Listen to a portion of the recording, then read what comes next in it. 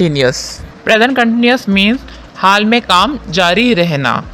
तो हमारे पास यहाँ पे आपको नज़र आ रहा होगा ऐसे जुमले जिनमें मौजूदा वक्त में कोई काम जारी रहा, यानी हो रहा है, कर रहा हूँ, जैसे कि मैं अभी आपको पढ़ा रही हूँ। इनकी पहचान क्या होती है? उर्दू जुमलों के आखिर में रहा है, रही है, रहे हैं वगैरह आता है। अब जैसा कि आपको यहाँ पे फॉर्मूला दिख रहा होगा, subject plus is am are plus verb की first form plus I N जी।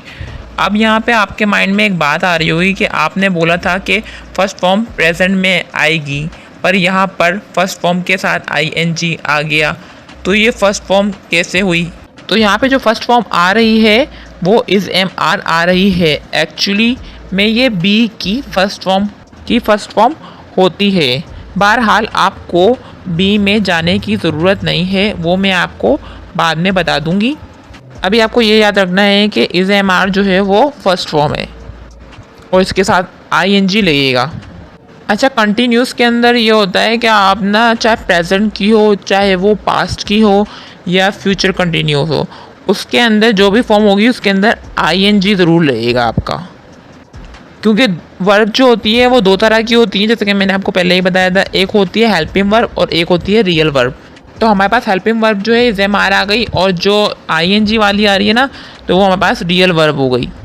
अच्छा, अब आप यहाँ पर देखें कि यहाँ 3 वर्ड हैं। इन तीनों में से कोई एक वर्ड यूज़ करना होता है, हमें इस्तेमाल करना होता है, यानी ना हम 2 करेंगे ना तीनों करेंगे, कोई एक होगा। तो हमने कोई एक वर्ड चूज़ करना होता है। If the subject is he, she, it and singular noun then you use is.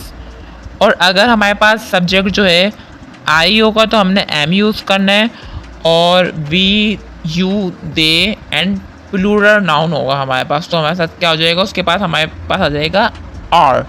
Let's make some sentences and let's convert them into present continuous. मैं ख़त लिख रहा हूँ, यानी कि अभी लिख रहा हूँ या रही हूँ, तो I am writing a letter. Kiran गुड़िया के साथ खेल रही है, तो वो ये काम कर रही है जारी में, तो Kiran is playing with a doll. वो क्रिकेट खेल रहे हैं, दे आर प्लेइंग क्रिकेट, यानी कि क्रिकेट खेल रहे हैं, ये काम जारी में है।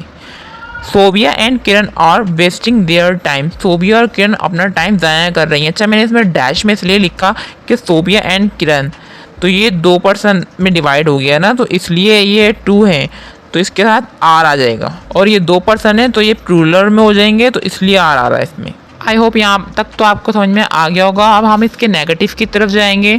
तो हमारे पास, जैसा कि आपको यहाँ पे दिख रहा होगा, हमारे पास फॉर्मूला लिखा हुआ है subject plus is am are plus not plus verb की फर्स्ट फॉर्म और आई एन जी।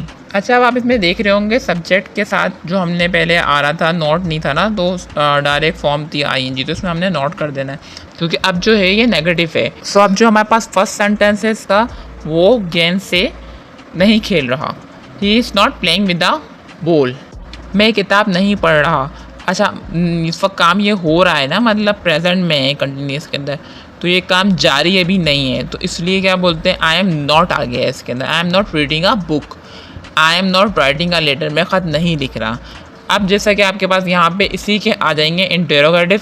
अच्छा, इंटेरोगेटिव के अंदर फार्मूला जो है प्रेजेंट का, इसका नेगेटिव भी हो गया पॉजिटिव भी। अब इंटेरोगेटिव का जो फार्मूला है, सबसे पहले इसके अंदर इज एम आर लगता है, देन उसके बाद सब्जेक्ट आता है, फिर प्लस की वर्ब फॉर्म आ जाती है, उसके बाद हमारे पास आई एन जी हमें साथ में लगा कर अपना ऑब्जेक्ट जो है वो रख देना होता है। तो हमारे पास सबसे पहला सेंटेंस जो है, is he looking for me, क्या वो मुझे तलाश कर रहा है, यानी कि वो ये काम अभी जारी में कर रहा है ना, तो ये हो रहा है काम, तो इसलिए कर रहा है का आएगा, यानी कि कंटिन्यूस में आ जाएगा।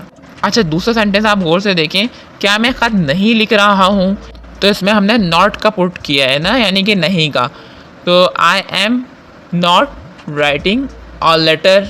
क्या तुम नहीं जा रहे, आर यू नॉट गोइंग, तो ये काम हो रहा है, कंटिन्यूस में बात हो रही है ना, क्या तुम नहीं जा रहे या नहीं कर रहे, नहीं खा रहे, इस टाइप की चीज़ें जो होती हैं कंटिन्यूस में आ जाती हैं। तो आई होप सो आप लोगों को कंटिन्यूस का मेरा ये वाला लेसन भी समझ में आ गया होगा। इसमें आपको कुछ भी समझ में नहीं आया है या कोई कहीं मसला हो रहा है, तो आप मुझसे कमेंट बॉक्स में कमेंट करके पूछ सकते हैं।